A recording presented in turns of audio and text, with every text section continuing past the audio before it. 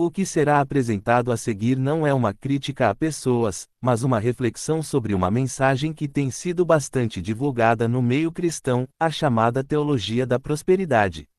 A Bíblia mostra que Deus pode abençoar seus filhos de diversas formas, inclusive materialmente, mas também ensina que riquezas, luxo e conquistas pessoais não são provas automáticas de fidelidade ou aprovação divina.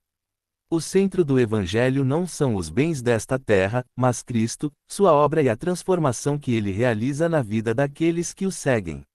Muitos cristãos fiéis estão, neste momento, sofrendo perseguições, e alguns até sendo mortos por causa da sua fé em Cristo.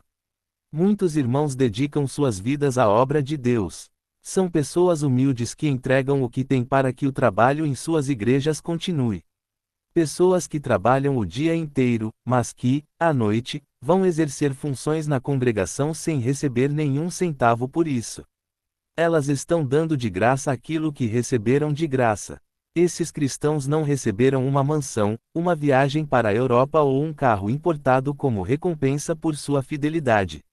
Esse é o cenário da maior parte do mundo cristão, uma vida dedicada a Deus, sem ostentação, sem materialismo e sem uma tentativa de barganhar com o Senhor.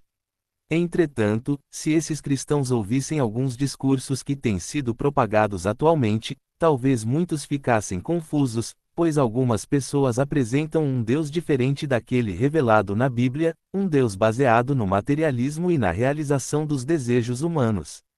Para os defensores da teologia da prosperidade, Deus estaria sempre cumprindo promessas de riquezas, viagens caras, bolsas de luxo, carros importados, mansões e tantos outros bens materiais.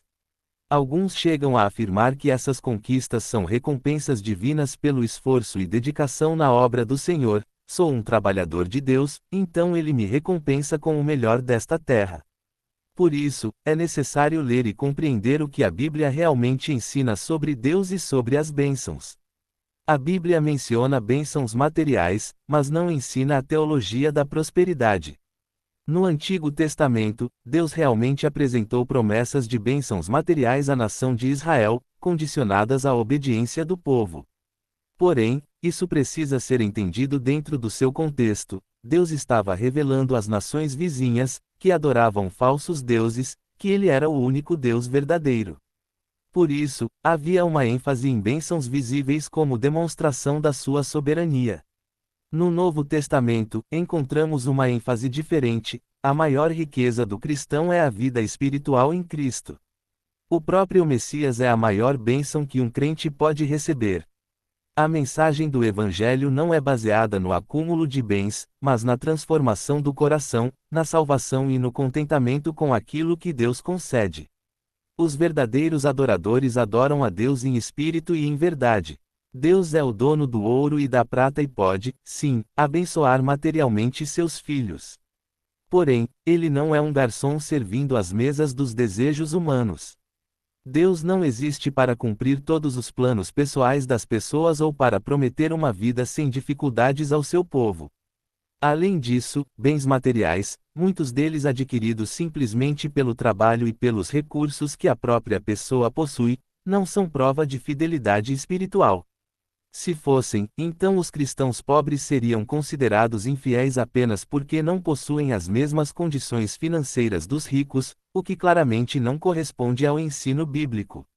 Lembrem-se, muitas pessoas projetam seus próprios desejos e planos em Deus e acabam criando uma imagem de Deus que não corresponde ao Deus revelado nas Escrituras.